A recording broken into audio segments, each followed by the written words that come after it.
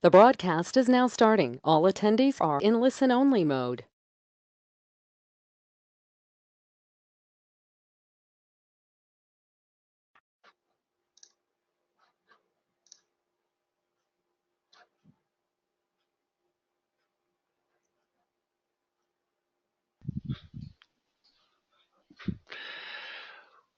Well, good morning, everybody, and welcome to this webinar.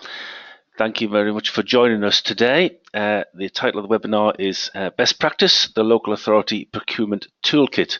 I'll just go through some of the housekeeping before we start. The session has been recorded so that those who can't join us will be able to enjoy it at a later stage. The delegates' microphones are all muted.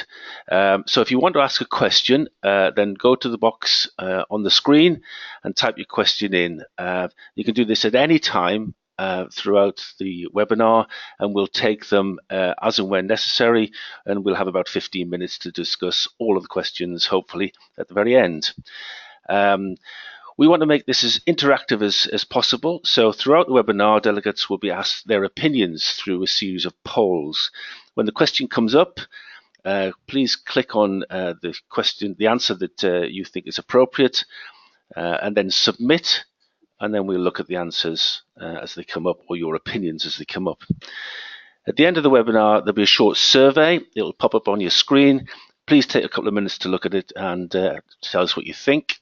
Your views are important for us to structure further webinars and also to get the subject matter. What I'm going to do now is introduce some of the panelists. We have 3 panelists who are going to speak to you today. The first is Adam Reid. Their happy smiling faces on the screen. Adam Reid from SUEZ, SarahJane Widdowson from Ricardo, and Dan Roberts from South Staffordshire. So, gentlemen and lady, if you'd like to just say a few words about your role in the toolkit and what you'd like to get out of today. We'll start as I see on the screen. So, Adam, fire away. Thanks very much, Chris. Hello, everybody. Welcome. It's glad to be a sponsor for both the webinar and for the toolkit.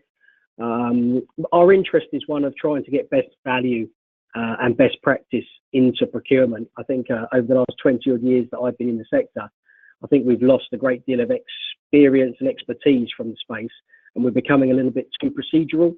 And I think there's a lot that we could learn from one another if we didn't reinvent the wheel. So I was conscious of wanting to bring some of that insight, not only in what makes procurement good, but also what makes a procurement exercise interesting for the private sector. If you want value for money, you need a few of us bidding and seriously interested in what you've got to offer. So that's why I'm here. Thank you. Thank you. SarahJane? Lovely. Thank you for the invitation today. I think our objective really in developing the toolkit was that we'd identified a need, and actually in talking to SUEZ, we found the perfect sponsor there, somebody with a real interest in making things better in terms of the procurement process for local authorities. Our team that were working day in, day out with authorities were feeding back that authorities are still facing the 2 distinct challenges, one being austerity. Staff cuts are still having an impact. Sometimes experience has been lost from the team and there's huge time pressures there. But also really, and as Adam said, the speed of change. You know, we're going through significant changes at the moment in terms of policy, the global environment, and also different trends in the market. So the idea behind the toolkit was to try and provide both an overview to the process, but also to focus on trends and best practice, and really to try and make life easier for officers going through this process. Thank you. Thank you, SarahJane. And finally, Dan. Thank you, Chris. Good morning, everybody. Dan Roberts from South Staffordshire Council. I think it's fair to make the point that I haven't personally had necessarily involvement in developing the toolkit. That's the result of the work between SUEZ and Ricardo. But hopefully, for the webinar, for the purposes of this, trying to bring a local authority perspective, to echo the points raised by Adam and SarahJane, the challenges of austerity and delivering more for less, and also accountability, are embedded. They are going to continue. And from a local authority perspective, I've been involved in numerous procurement exercises for collection and disposal contracts, and I'm really keen to offer the local authority perspective to hopefully put the case forward and some hopefully helpful hints and tips for authorities that are going through the process, because it's so important that contracts of the size and the scope that we're discussing today, it's so important to get those right. The smallest of error can be magnified and can have huge impacts on local authority services. So hopefully putting that case forward, yeah, very, very happy to be here today. Well, thank you, all three of you. You set the stall out nicely there. Before I launch SarahJane, who's going to talk about the toolkit itself, I'll just remind delegates that you'll see the polls pop up. Please give us your opinions on that. And don't forget to fire off your questions on the screen throughout the presentation, and we'll pick those up as we go and at the end. So the floor is yours, SarahJane. Lovely, thank you very much. Okay, if I just move the slides on.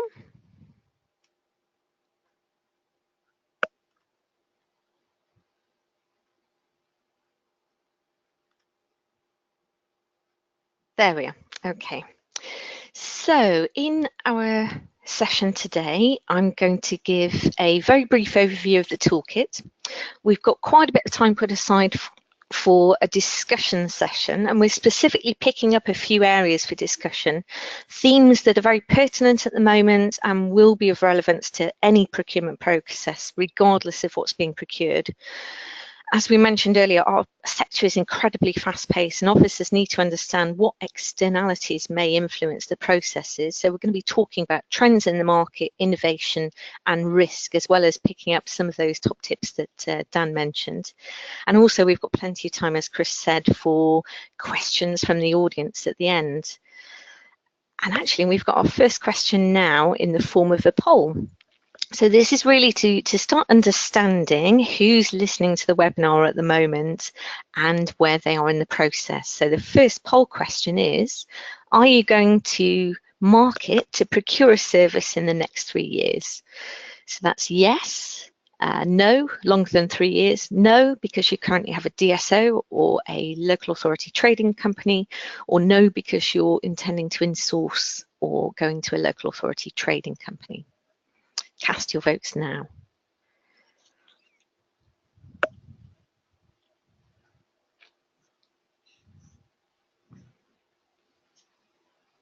Excellent, and we should have results coming through shortly.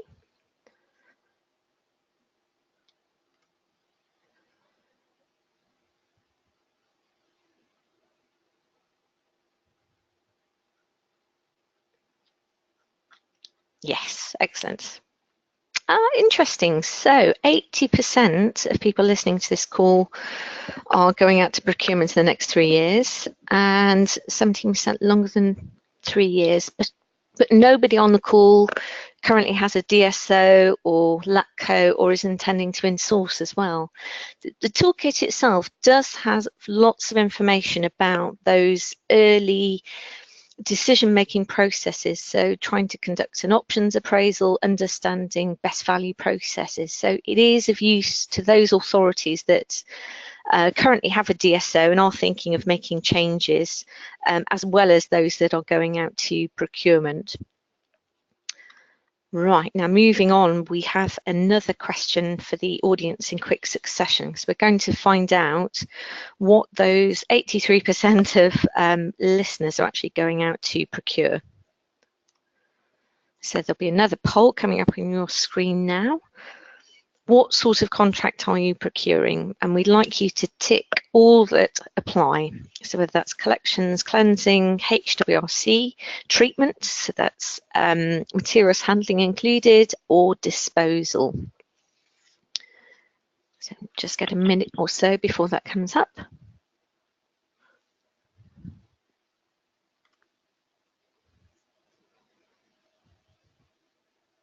Excellent. And while we're waiting for the results, I'll just turn to Adam actually in terms of what you'd expect for the first poll there.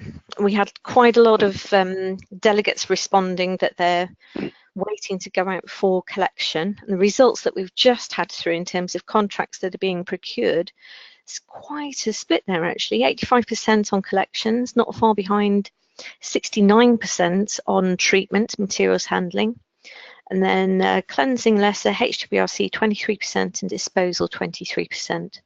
Any thoughts on those results, Adam? Well, it's heartening actually, because the people on the call are the people that are most potentially in this space, and secondly, it reflects what we think. We could come up with a list of 60 to 65 authorities that we think are going to market in the next 2.5 years on collections, cleansings, and material handling in particular. We they come around quickly, those 7-year contracts, and we've been monitoring many of those. So yeah, this is bang on trend from my perspective. Excellent. Okay, let's get into the toolkit then. And before we move on to just provide an overview of the toolkit, just a reminder to submit your questions. As Chris said at the start, we're going to try and get through as many questions as we can on the call, but also we'll be responding to any question that we haven't answered after the webinar. We're also writing up a short piece for CIWM magazine as well. So there's lots of opportunities if you do have a burning question to submit them. And on screen at the moment are just some of those questions that have been inputted by webinar delegates, but also by other questions that have been fielded at events as well that have come in. So very wide selection of questions there. Okay, so the toolkit itself has been developed by the Ricardo Energy and Environment team. We do have quite a number of procurement specialists within our team, and we work at all stages across the pipeline, from things like consistency reviews to policy reviews right the way through to procurement, and that's across all public realm services as well. So just a thank you to my sponsor, Ricardo Energy and Environment. I'm just trying to move the slide along at the moment. Let's have a look. Ah, there we go. Could you move to the next one for me?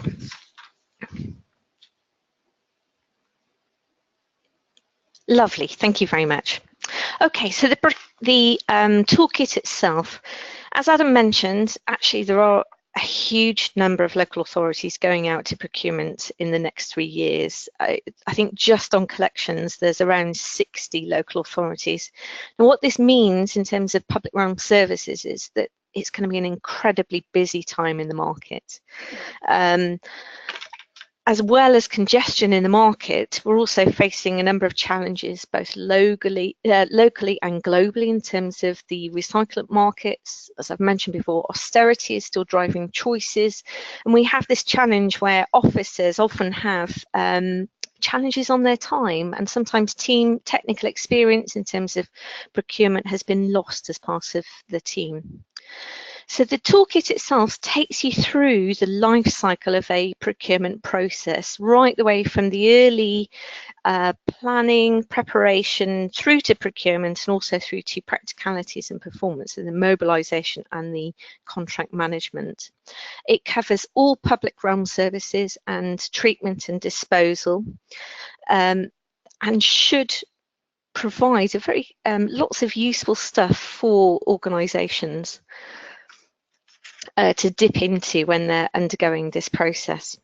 It outlines the activities local authorities need to consider to ensure that the procurement process they undertake provides value, delivers quality and drives efficiency, but also creates the foundation for a collaborative approach to the delivery of waste management and public realm services.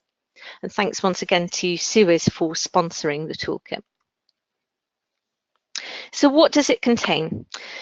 So it contains a step-by-step guide. It takes you through the full life cycle of the procurement process. It contains a wealth of top tips or I wish I'd known that comments that we've picked up. And these are really important insights from those officers that have been through the process, but also from private sector contractors who are sitting on the other side, and also technical advisors as well. So some of the people that have been providing comments have been through the process many, many times. So there's a great view from all angles. We have a comprehensive annex section which contains template and example documents. So a lot of the feedback we heard was that people want ready-made documents that they can pick up, start adapting. So we've included things like timetables, risk registers. From the legal advisor that's contributed, we've got some comments on emerging case law. And we've also got things on typical data and information requirements. We've also, throughout the toolkit, got pop-up boxes, information boxes on current trends that are in there. As I said, the toolkit covers 5 main principles of an effective procurement strategy. Preparation is the first stage, so this is understanding strategic direction and development of a procurement strategy. So this is the point at which you're starting to gather information and you're trying to understand the priorities for your authority. Planning is the next step where you are starting to develop a business case, and this is the point at which you undergo early engagement with the market as well. Then there's the procurement stage, which is the delivery of the procurement process from drafting the documents through to contract award. Practicalities is mobilising the service, and performance is all about contract management, so working in partnership with the provider to manage the contract. So we have another poll for the audience at this point, and at this stage what we'd like to know is what are your main concerns about the procurement process. So we've got uncertain changing policy environment, choosing the right procurement route, internal time constraints, risk allocation and implications on cost and attractiveness to bidders. And we're asking you just to select one of these items, although I'm sure there are many competing concerns here. Okay. While we're waiting for the results, I'll just ask Dan. Dan, what do you think are the main concerns that officers are facing in terms of the procurement process? I waited long enough for the results to come up, SarahJane. I think it'd be risk allocation and implications on cost as a betting man. Well called. I think they're fair categories, and I'm sure if delegates could put second and third choices in, I suspect that uncertain changing policy environment is a huge one. Yes. At present, there's a lot of talk on such areas as diverse as deposit return schemes, extended producer responsibility, plastics, and with the national strategy coming later this year, a number of authorities, I think, are almost awaiting and looking for that definitive steer before making such a leap into a service change that make no bones about it, will be costly for the authority. So I think there is an element of wait and see, but equally a realisation that, as you pointed out, 60 authorities have a ticking clock and have to be putting solutions in place, irrespective of the wider landscape and policy levers that are in place. So I think that's a very fair summary. Risk, clearly, at present, as we're seeing with the materials market, is a huge issue, and I know we're going to talk about that shortly. I'll just ask Adam to come in on this as well, because as Dan's rightly picked up, risk is a huge issue, isn't it, for contractors and for authorities? Yeah, I think the risk around commodities in particular is something that's really shaking the foundations of the sector, and it's almost impossible to accurately predict what will happen, and therefore you change your approach to bidding to reflect some or all of those risks in a way that's protecting both you and your client. So sometimes you can see the costs for a particular service provision go up significantly because of the uncertainty that may or may not happen in that 7 or 10 year period. So at the moment, I think it's the big concern, and the one that actually we're least in control of, whether you be the public or private sector. Yes. Excellent. Okay, so we will definitely pick up again on risk and in a short while during the discussion phase. So I've just got a few bits on the 5 Ps, as we call them now. So the first element of the process, preparation and planning. Actually, we're on key points to consider for a street cleansing contract. Apologies. As part of the toolkit, what we've tried to do is incorporate some pointers really for authority. There we go. Sorry, a few issues with the slides there. We are talking about preparation and planning. So the first 2 Ps in the 5 P set, what we've tried to do in the toolkit is to highlight what the key tasks are for each stage. And these are both internally and externally facing. So for the first 2 stages, it's about understanding where you are and where you want to be. So I think it's really all about data and engagement during these stages, understanding where you are now. So what does your performance data tell you? What are your priorities? What are your members thinking? How does that fit into your strategy and therefore influence what sort of procurement routes you're going to take, and importantly, what your timetable is. From then on, you can then start to firm up your needs, design your service, so start to conduct that all-important options appraisal. Then think about what you need in terms of site and infrastructure, if required. You can then formulate how you think you might want to package your contract before starting that all-important early engagement with the market. And this is where you start to get feedback from the market in terms of what do they think of your plans? Can they see any challenges? Does your timetable look fit for purpose? Or there are lots of other authorities going out to procurement at the same time. Once you've got that feedback, you can then really hone your business case and move on to the next stage in the process, which is procurement. Now, this is where one of the most important top tips came from officers, and it was cited again and again and again. And it's really about, don't underestimate the time and resource required to draft the procurement documentation. This suite of documents goes through a large number of iterations just to make sure that you're absolutely spot on. So make sure that you've got plenty of time in your timetable for that.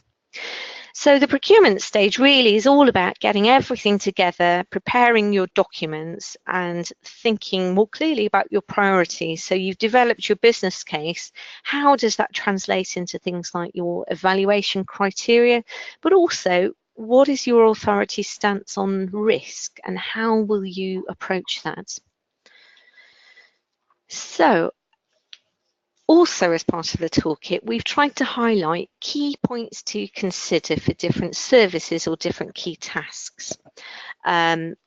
I've got some service examples here. So the first one is about key points to consider for a street cleansing contract, and this covers everything from contract packaging. So for street cleansing, it often gets packaged with different services such as grounds, collections, highways, housing as well. So there are an awful lot of contract interfaces with a cleansing contract.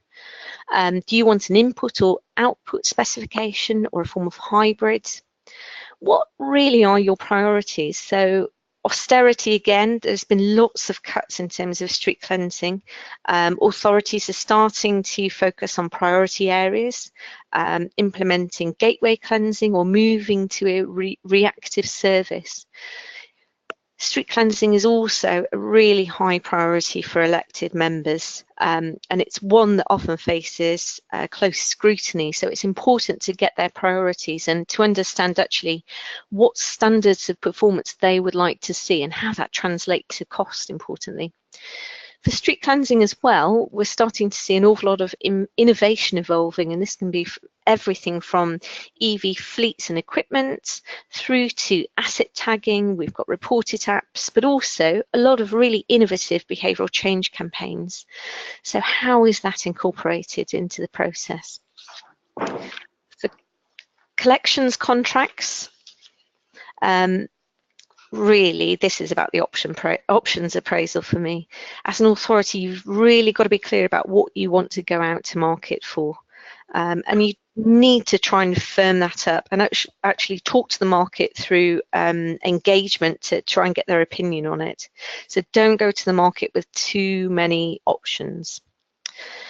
In terms of performance, you need to be realistic about what you can expect and what can be achieved, and also think about who has control of that. So if you're expecting very low levels of contamination, for example, but not giving the contractor control of communications, there's a little bit of a disconnect there in terms of actually how you can start controlling contamination, as an example.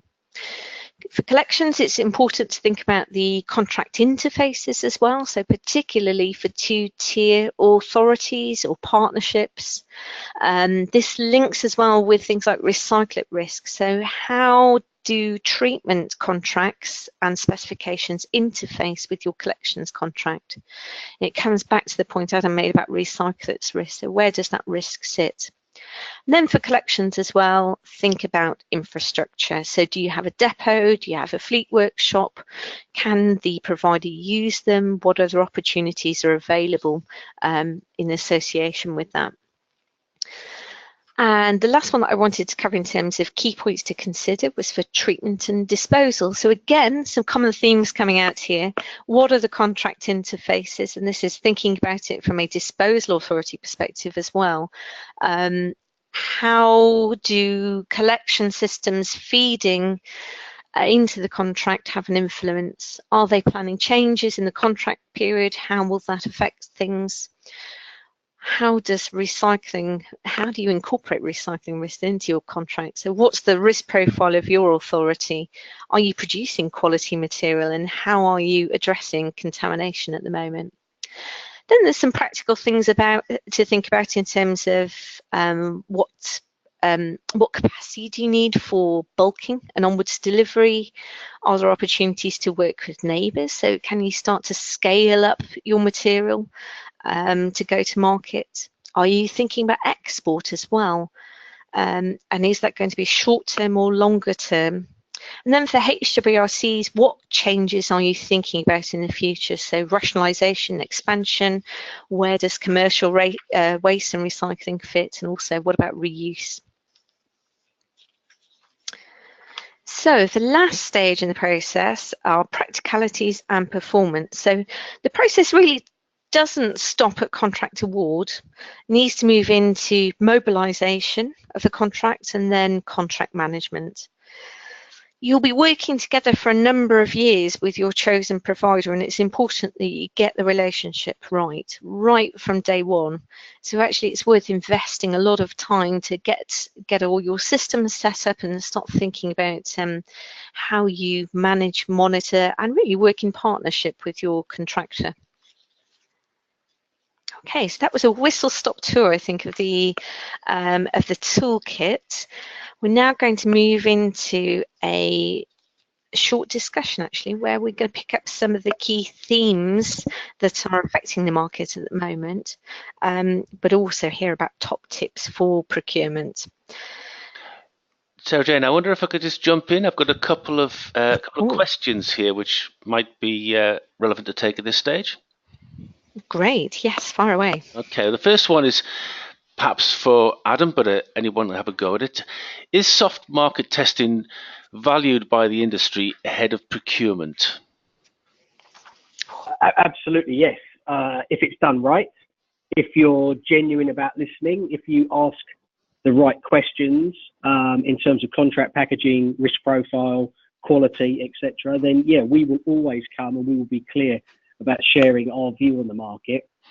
The key thing though is to acknowledge that putting all of the big waste companies and some of the regional ones and one or two smaller ones perhaps in a room together won't necessarily get you any consensus or any answers. So what you need to do is present us with information, enable us to talk amongst ourselves and hear your vision and view of the world, and then let us feed back to you afterwards and maybe have a one-to-one where we can get into some of the detail behind closed doors, so to speak. But definitely, if you come to market without having done one, we would always ask ourselves why. Thank you. SarahJane or Dan, do you want to answer that as well? Or I've got another one. Now carry on, Chris, from me. Okay, well, Yes, I'm from me. well, this one is probably aimed more at you, Dan. So, are inter-authority agreements on procurement and contract management helpful to potential suppliers in multi-authority procurements? Wow. I suspect it's possibly one more for Adam, and he might want to add to what I've got to say on that. But from my perspective, it's less around the fact it's an inter-authority agreement, and more if the work's gone in to actually determine that one or two authorities or more authorities want to work together, and that's actually been done correctly, and it's been thoroughly appraised, and it's got sign-off.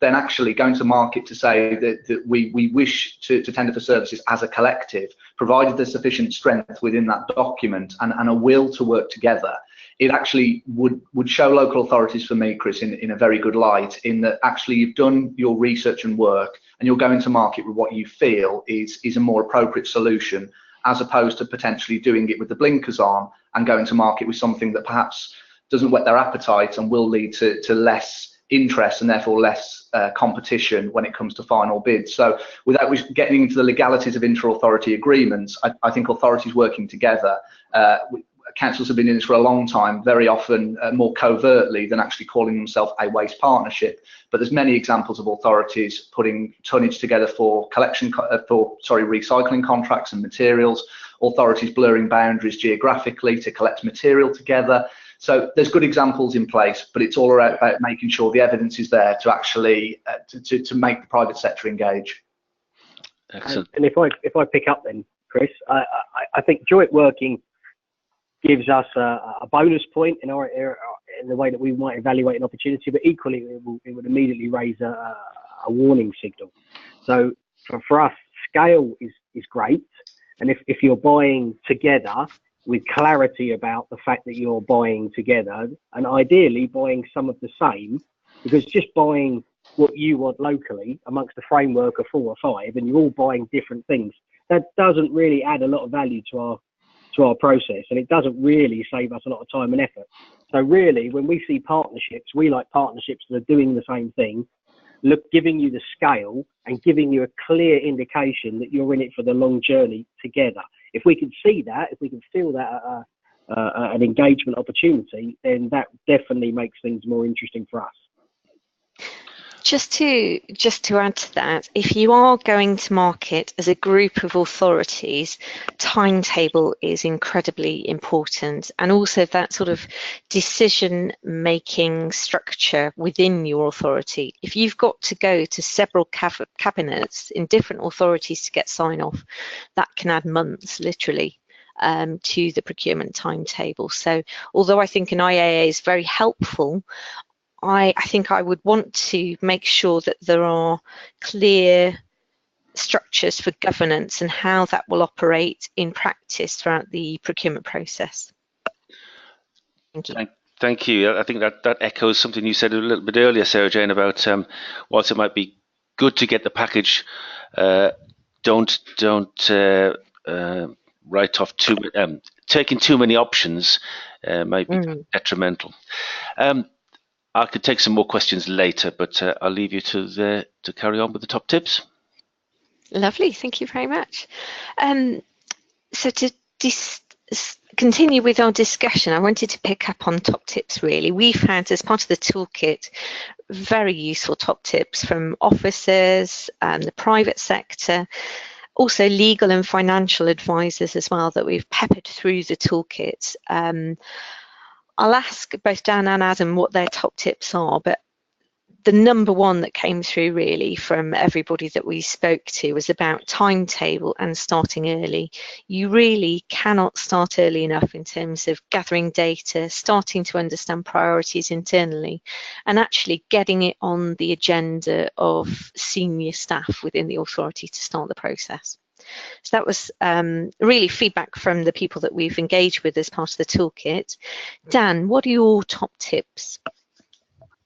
Thank you, SarahJane. I've got a couple of 3, to be honest. One of them touching on the points already raised a little, in that prior to the procurement actual stage, which itself is very procedural, once you press the button and release the PIN notice, or issue the PIN notice rather, it's actually begins a process that should have begun far sooner from the preparation and planning stage. And it's really to complete or conduct a full and robust options appraisal.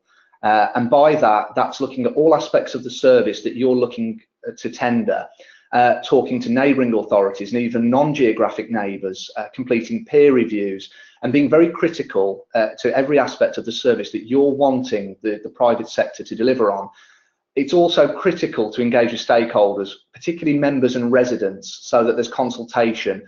I think any procurement process that is derailed because of potentially member engagement wasn't completed correctly or resident opposition, it's not sending the best signal to the wider market that actually you're in a position that you are very clear as to the services you want and the reasons you want them. So I would say start very early, but be very, very thorough in every aspect of your service.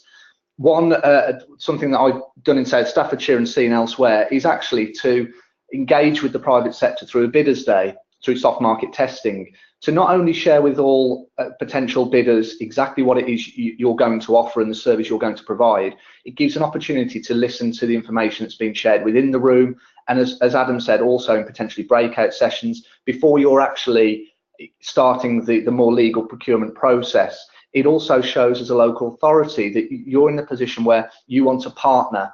It's a partnership approach. It's the old client contractor rule often comes out when times are tough, but actually if you're entering into the process of wanting to engage with the market, particularly if you've been an in-house service for a long time, you need to show that actually you're willing to act as partners in this as a joint approach. And finally, one that I definitely promote would be that the client side, the actual people involved in the day-to-day management of existing contracts need to be involved in the procurement process, so it's not too compartmentalized. I think it's very easy to bring a team in of project managers and finance and legal and technical, but there will be day-to-day elements that frustrate local authority officers immensely, and actually some very, very quick wins and opportunities to change it for the better over the long term. So I would say to break down those barriers of silo working internally, for the people involved in the day-to-day of the contract to put yourself in there and get involved in any procurement. And if you're not being invited to be involved in that, stand outside rooms, put your foot in the door if you have to, but get involved as much as you can.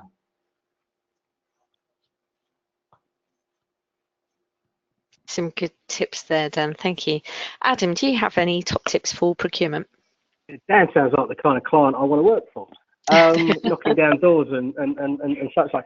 Yeah, I mean, I'm only going to echo what you've already said. I mean, I think for me, you know, just as the local authority wants to see the whites of the eyes during the procurement process of the team that will be delivering on behalf of the private sector, we want to be able to see the key individuals who are going to be the client manager and client director and ultimately our go-to people within the council. So again, you know, generic project managers may have a role to play, but we don't want to see them front and centre as the driving force.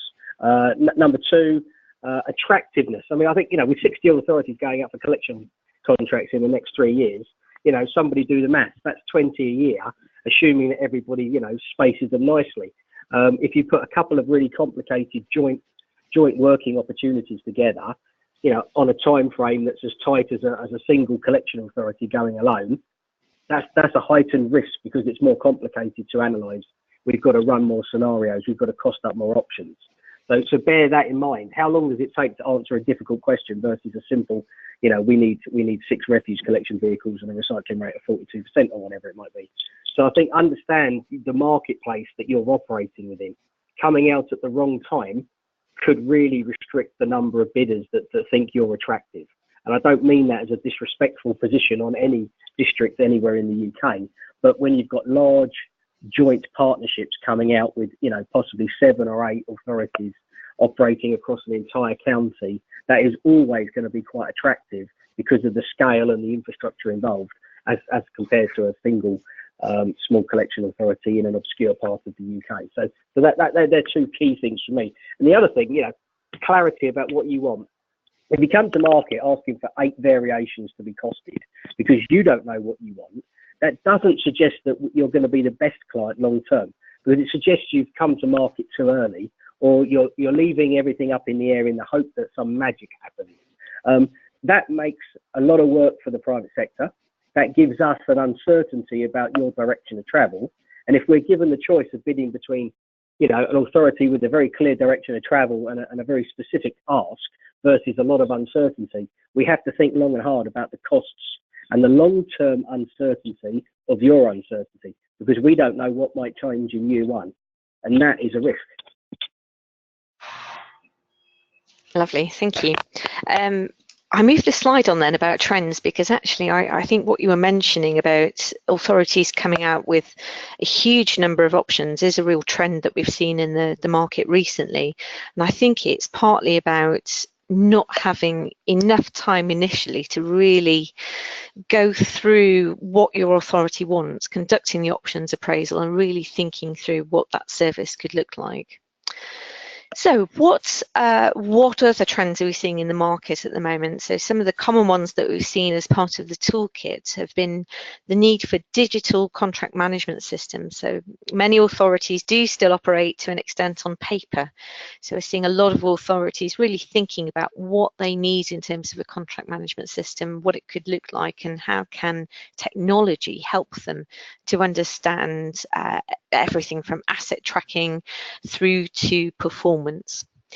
The other trend I think coming through and the questions we've seen about when will this start to be rolled out more widely is electrification of fleet. So increasingly street cleansing fleet, but also a definite interest in electrification of other fleet and RCVs. When will these hit the market, but also what does the authority need to think about in terms of charging infrastructure? What are the other key points to consider there? So those are the trends that have been fed back as part of the toolkit. Dan, what sort of trends are you seeing in the market at the minute? I think operationally, SarahJane, there's obviously a rise in the number of authorities that are looking and investigating a reduced frequency of residual waste collection. There's been a few high-profile examples in Scotland and Wales of 3 and 4 weekly residual waste collections, and that's something that certainly is forming part of more options appraisals. There's also aspects of commercialisation of services. So again, local authority services that previously may even be loss leading or covering costs are now looking at how we can actually sell services. That's something very much coming through from the local authority arena. I think also, as we touched on before, there's been a reduction in the client function over the years. And that's not just that people leave and are not replaced. It's actually, as specialisms are removed within local authorities, that ability to dedicate the time and the energy to the ongoing management of the service, perhaps in some authorities is not as prevalent as it once was. And that represents a major risk really at contract renewal and retender stage, as that corporate memory isn't there. And actually it sort of accentuates the risk upon the authority at such a critical time. And I think also finally, in terms of trends, there's now a requirement for ongoing efficiencies within a contract, whereby the old method may well have been more let and forget.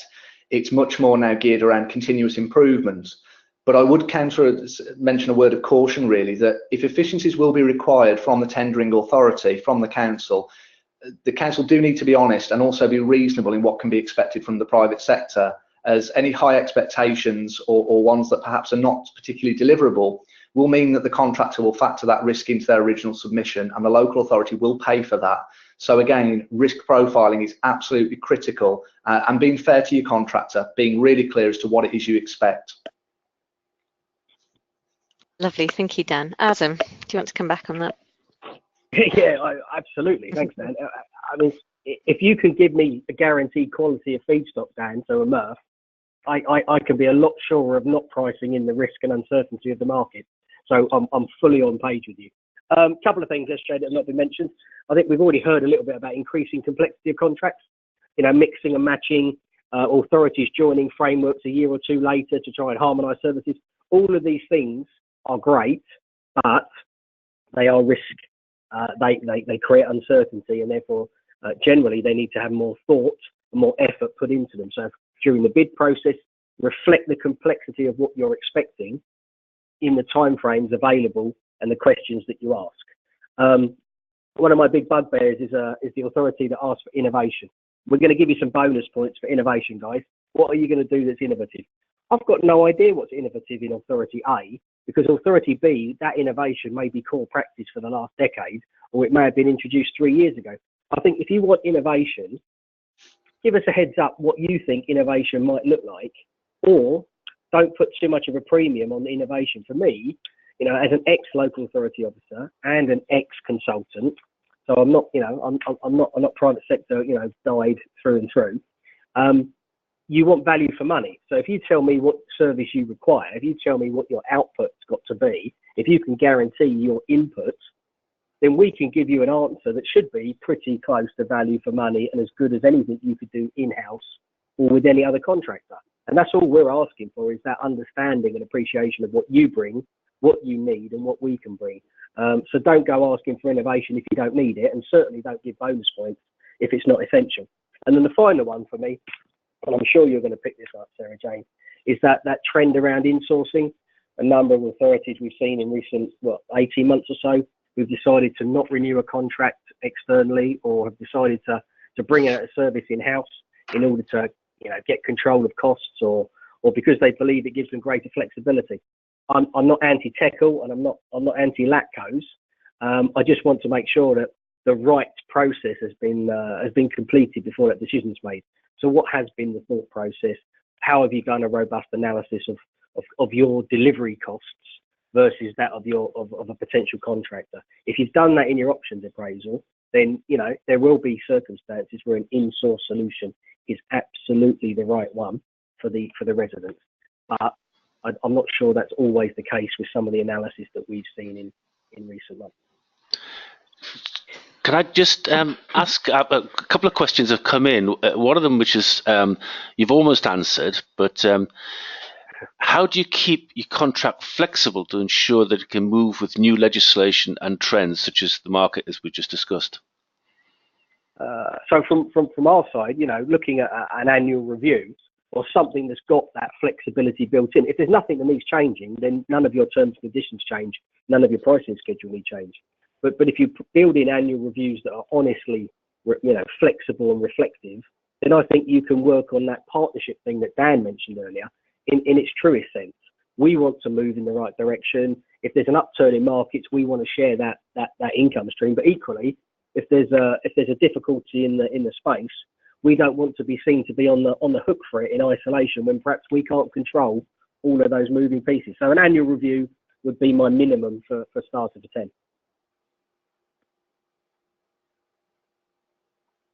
Excellent. I'd just add to that, really, it's developing that good relationship from day one as well. So being open and honest with your contractor and expecting that same relationship back. Though, you know, there will be challenges throughout the contract. There are challenges in any service, but it's really about how you approach them and deal with them. I think that will give you it will give you flexibility and drive the right behaviours.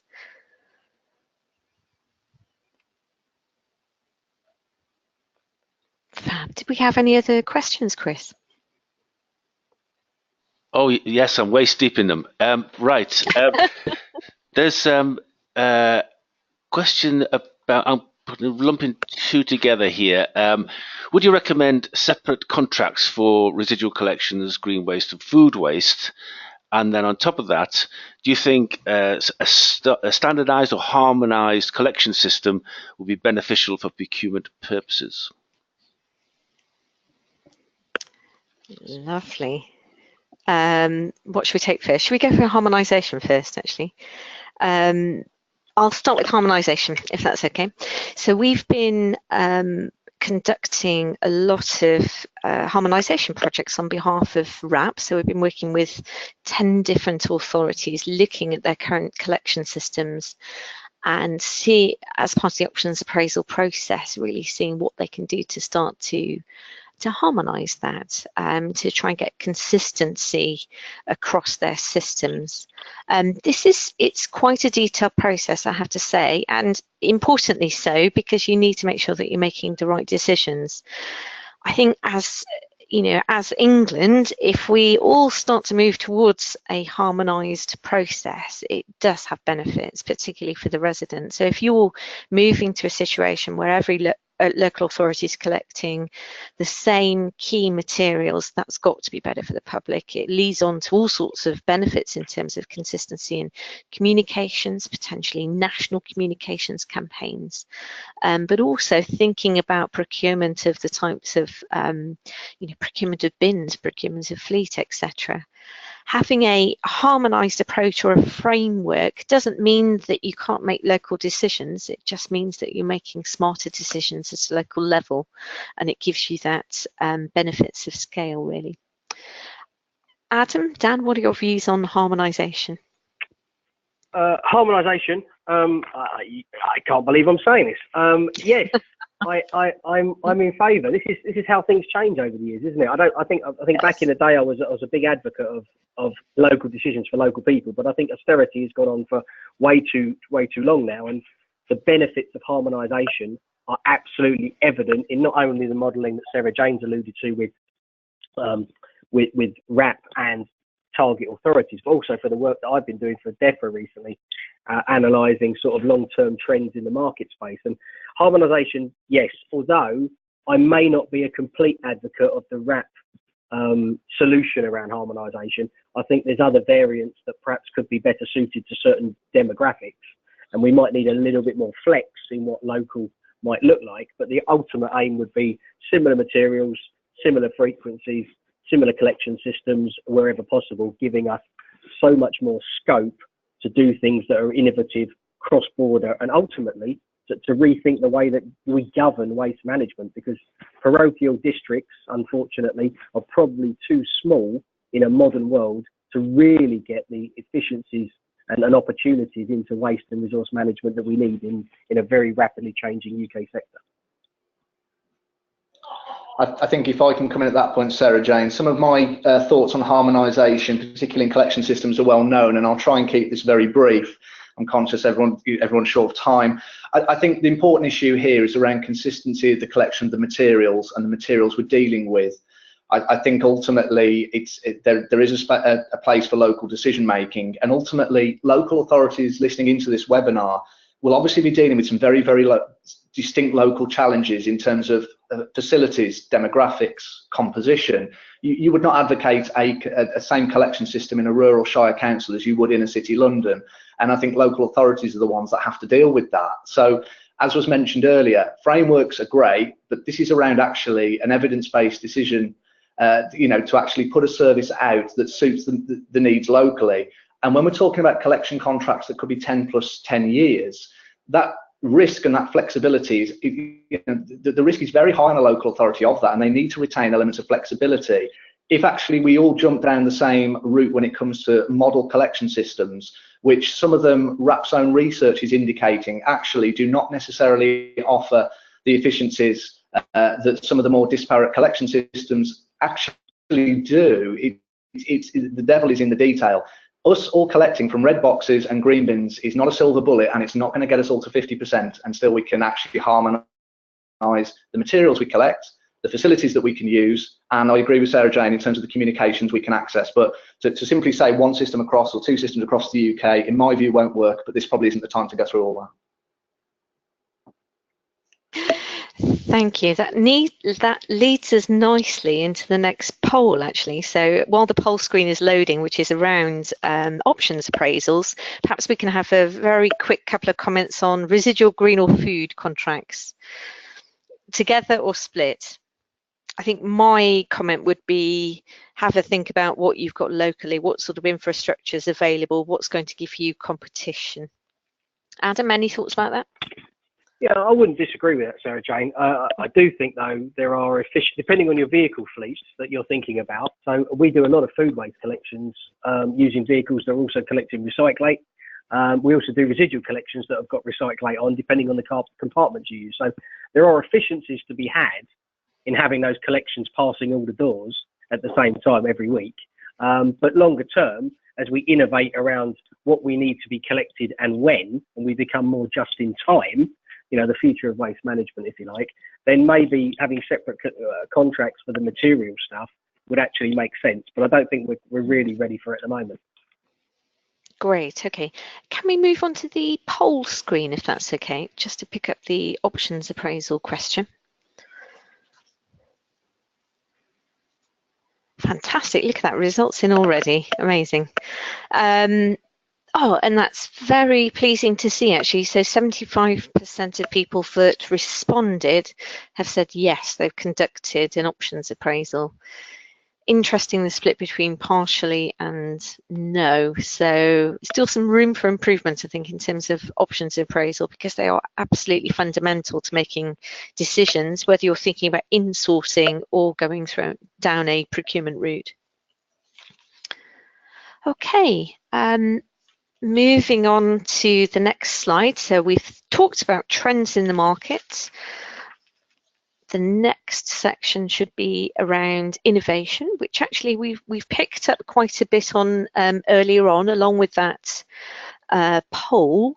I think I'm going to ask Dan and Adam for one comment about how innovation should be incorporated into a contract.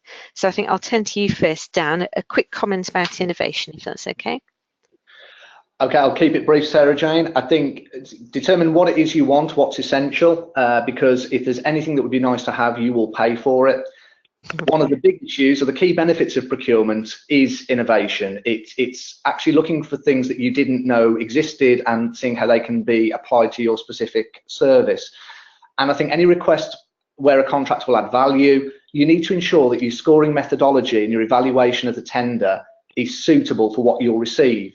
So what you shouldn't do really is to overly limit the contractor, but make sure that actually you're awarding points on the basis of the innovation that meets your needs, not a solution that will be of no benefit. So test your scoring criteria first, so that actually you're not putting your contractors' arms behind their back by telling them the innovation you want. You're allowing them to apply their understanding of innovation to your needs, to your service, and make sure you can score it fairly. Make sure you can award some credit for that.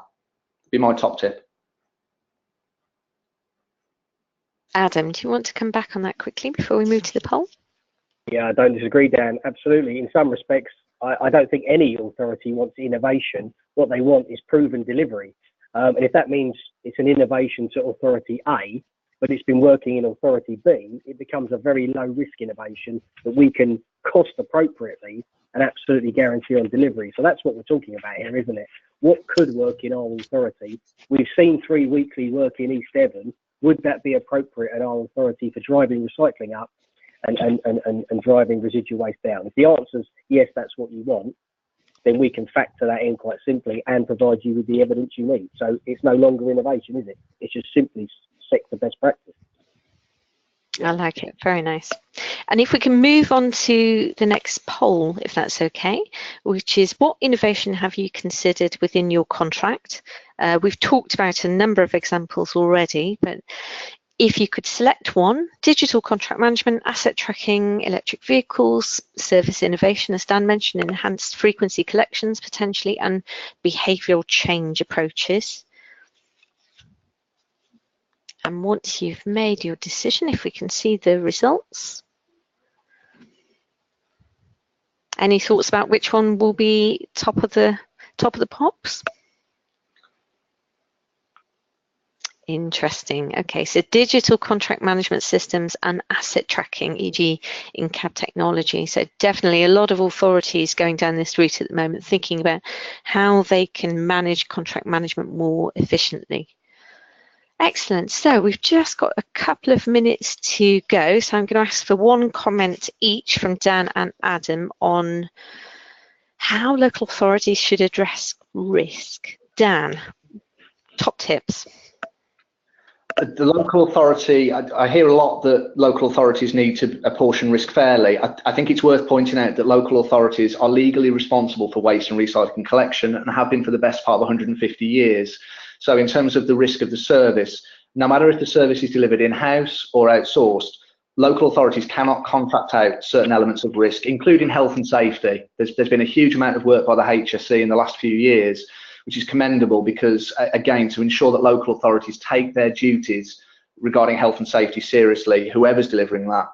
And I think finally from me, SarahJane, is to an authority as part of their analysis and appraisal of their services must identify any risks that are specific to their authority, be it the geography of their authority, the facilities available, the demands, the sort of competing pressures, and also introduce appropriate service-specific standards, because any costs that contractors don't account for at the procurement stage will soon become a local authority problem if it's not identified and accounted for at the right time. So do your homework, identify where there's risk, and if there are risks appropriate to you, let your contractor know, put that out to the market, because otherwise you will pay, and you'll probably pay a lot more than you expect to. That's my top tip. Lovely, thanks. Adam? That's really sage advice. I mean, I think if you can take risk over, possibly planning or a site issue, much better that it's in your control than ours sometimes. So it's understanding what all the risks are, risk register, understanding who's best to deal with that risk. The one thing I don't want to see coming to market is an authority or authorities saying you will accept 30% contamination on input feed to your MRF, but you need to deliver 90% recycling to market. There may have been a time in the past when we could work miracles on the feedstocks, but that's just inappropriate in a world where end markets are so difficult to reach given the China situation. So you need to understand the risks around the service and its delivery. You need to pick up the ones that you're best placed to handle, and we'll pick up the others, but understand that we can't control everything, and there will be a need to find a sensible route through the what happens if scenario. Lovely. I'm going to hand back to Chris now to do the wrap up, if that's okay. Yes, thank you very much. Thank you for the presentations, answering the questions. I've got a flood of questions here on multi-service procurement, bidding, contract packaging, and price reviews. Thank you for sending those questions in. All the speakers have agreed that they will answer those and will send you a reply. Thank you for taking part, and thank you for answering the polls. This has been recorded, and we'll use this. We'll put it on the website so that others can see it. So thank you for the presentations from Adam, from SarahJane, and from Dan, for your insight, answering the questions, and basically sponsoring today's event. Thank you all very much. Thank you to the delegates. There will be, as it says here, a pop-up survey. Please add your comments. We can only structure these if we know what you want. That's it, subject matter and speakers, etc. So please let us know. And thank you again to all the speakers and for the delegates. Enjoy your lunch. Bye-bye.